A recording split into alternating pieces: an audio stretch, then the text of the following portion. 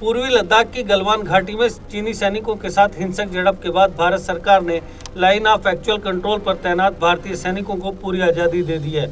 सरकार ने LAC पर नियमों में बदलाव किया है। इसके तहत सेना के फील्ड कमांडरों को यह अधिकार दिया गया है कि वे विशेष परिस्थितियों में जवानों को हथियारों के इस्तेमाल की इजाज़त दे सकते हैं। सरकार के नए नियमों के मुताबिक LAC पर तैनात कमांडर सैनिकों को सामरिक स्तर पर स्थितियों को संभालने और दुश्मनों के दुस्साहस का मुंहतोड़ जवाब देने की पूरी छूट होगी। आपको बता दें कि देश के विदेश मंत्री S जयशंकर ने कहा था कि दोनों पक्षों की सेनाएं 1996 और 2005 में द्विपक्षीय समझौतों के प्रावधानों के अनुसार टकराव के दौरान हथियारों का इस्तेमाल नहीं करती हैं। उन्होंने कहा था 15 जून को गलवान में हुई झड़प के दौरान भारतीय जवानों ने इसलिए हथियारों का इस्तेमाल नहीं किया था। इस बीच चीन के साथ सीमा पर तनाव बढ़ने के मद्देनजर सरकार ने हथियार और गोला बारूद खरीदने के लिए सेना के तीनों अंगों को 500 करोड़ रुपए तक की प्रति खरीद परियोजना की आपात वित्तीय शक्तियां दी हैं।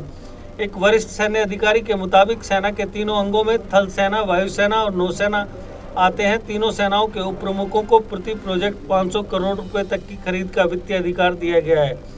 यह अधिकार फास्ट ट्रैक प्रोसीजर के तहत जरूरी हथियारों की खरीद के लिए दिए गए हैं। इससे सेना के लिए हथियारों और गोला बारूद की कमी को पूरा किया जा सकेगा।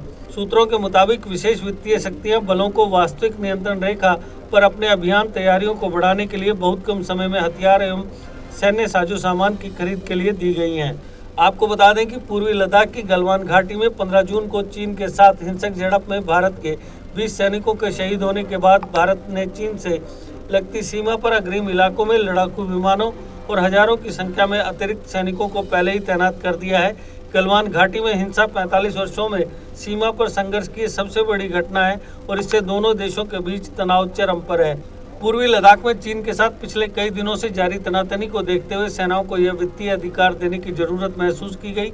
चीन से लगी करीब 3500 किलोमीटर सीमा पर भारी संख्या में सैनिकों को तैनात किया गया है। इन वित्तीय अधिकारों का सबसे अधिक फायदा एयरफोर्स को हुआ है क्योंकि उसने इसका इस्तेमाल करते हुए कई हथियार खरीदे हैं। इनमें Spice 2000 air to ground stand off missile, storm attack air to ground missile के साथ साथ हवा से हवा में मार करने वाली कई मिसाइलें शामिल थी। सेना ने इजराइल से spike anti tank guided missile और अमेरिका से प्रिसीशन गाइडेड म्यूनिशंस खरीदे हैं। तीनों सेनाओं को ये वित्तीय अधिकार देने की मुख्य वजह यह है कि आपात स्थिति में शॉर्ट नोटिस पर उनकी पूरी तैयारी हो। JK Update is fastest growing media house in J&K with 1.5 crore monthly views. JK Update is a best platform for advertise your brands and services. If you want to advertise your products and services, please contact us on this number. Mr. Sushil Sharma 705-109-1804. JK Update, update रहें हमारे साथ।